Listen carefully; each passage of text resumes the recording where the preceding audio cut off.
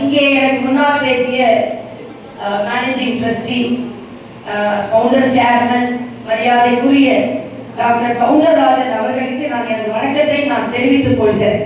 ஏன்னா அவங்க வந்து ஒரு என்ன மாதிரி இல்லை, அவங்க சின்சியர் டாக்டர், ரொம்ப சின்சியராக இருப்பாங்க எல்லாத்துலேயும். அதனால அவங்க வந்து ஒரு டாக்டர் மாத்திரம் இல்லாமல் அவங்க பேஷண்ட்ஸ் எல்லாம் ரொம்ப கேர் எடுத்து பார்த்து கொள்பவர்கள். ஆக இங்கே வரவங்க எல்லாம் நம்மளோட ப்ரொஃபஷனில் யார மாதிரி இருக்கணும்னா டாக்டர் சௌந்தரராஜன் மாதிரி இருக்கணும்னு நினச்சா போதும், நம்ம எல்லாம் ப்ரொஃபஷனில் வெற்றி பெற்று முடியும். ஏன்னா அவங்களோட நோயாளிகள் யாருமே மருத்துவருக்கு பார்த்தது இல்லை, அவங்க குடும்பத்தில் ஒருவராக தான் பார்த்து கொண்டிருக்கிறார்கள். அதனால் அதை போல நாம் பழகிக் கொள்ள வேண்டும். ஏன் பழகிக் கொள்ள வேண்டும்னா அது அவங்களோட சாக்ரிஃபைஸ் இருக்கு, எங்களோட சாக்ரிஃபைஸும் இருக்கு. ஏன்னா பேஷண்ட்ஸை புதுசாக பார்த்தாங்கன்னா குடும்பத்துக்காரங்க என்ன பண்ணுவாங்க, அதனால நாம கொஞ்சம் சாக்ரிஃபைஸ் பண்ண வேண்டியிருக்கு. அவங்க வந்து கிட்னி டாக்டர்.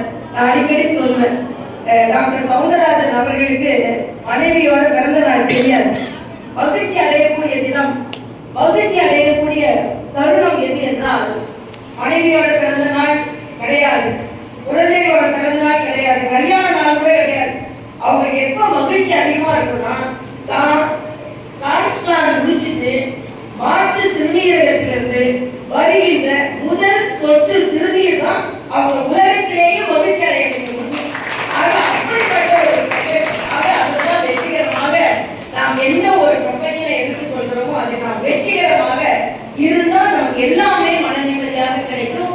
ஆக அதே வெற்றி, அதே நிறைவு இங்கே படிக்கும் அனைத்து மாணவ மாணவிகளுக்கும் இருக்க வேண்டும் என்ற எண்ணம் தான் அவர்களிடம் வெளிப்படுத்துவது. அது நிச்சயமாக மகிழ்ச்சியாகும். சார் முதலே ரொம்ப அட்வைஸ் சொன்னாங்க, அம்மா அப்பா தான் எல்லாரும் நல்லா பார்க்கணும் அப்படின்னு. அவங்க அப்பாவா இருந்து அதெல்லாம் சொன்னாங்க. நான் சொல்றேன், கல்லூரிக்கு வந்து ஜாலியா இருக்கும், பட்டர்ஃப்ளைஸ் மாதிரி இருக்கு.